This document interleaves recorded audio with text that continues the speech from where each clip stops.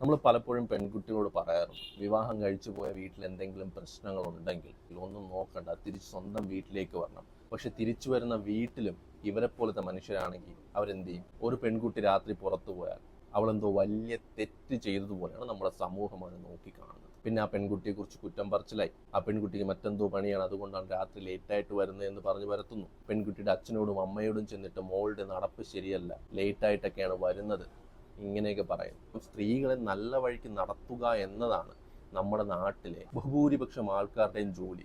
ആരോ ആ ജോലി അവരെ പറഞ്ഞ് ഏൽപ്പിച്ചതുപോലെയാണ് അവരത് ചെയ്യുന്നത്. അവർ കുറെ ചട്ടക്കൂടുകൾ ഇങ്ങനെ ക്രിയേറ്റ് ചെയ്ത് വെച്ചിട്ടുണ്ട്. അതിനുള്ളിൽ നിൽക്കുന്ന സ്ത്രീകളാണെങ്കിൽ മാത്രം നല്ല സ്ത്രീ.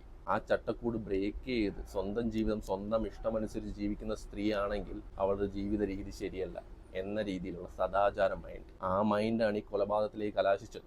നാട്ടുകാരുടെ വാക്കും കേട്ട് നാട്ടുകാരുടെ വാലിഡേഷന് വേണ്ടി ജീവിക്കുന്ന മാതാപിതാക്കളുടെ ഏറ്റവും വലിയ ഉദാഹരണമാണ് ഇവർ രണ്ടുപേരും. സ്വന്തം മകളോ മകനോ ഒന്നും അല്ല അവർക്ക് പ്രധാനം, നാട്ടുകാരുടെ വാലിഡേഷൻ. ആ പേര് നഷ്ടപ്പെടാൻ പാടില്ല. നാട്ടുകാരെ തൃപ്തിപ്പെടുത്തി അവരുടെ നല്ല പേര് കേൾക്കാൻ വേണ്ടി സ്വന്തം ജീവിതം ഒഴിഞ്ഞു വെച്ച കുറേ ആളുകൾ. നിങ്ങളുടെ മാതാപിതാക്കൾ ഇത്തരത്തിൽ ചിന്തിക്കുന്ന ഒരാളാണെങ്കിൽ അവിടെ നിന്ന് രക്ഷപ്പെട്ട് ഇവിടെ നിന്ന് ജീവിക്കാം എന്നൊന്നും കരുതണ്ട. സ്വതന്ത്രമായിട്ട് വീട്ടിൽ നിന്ന് പുറത്തുപോയി ജീവിക്കാൻ നോക്കുന്നതാണ് നല്ലത്.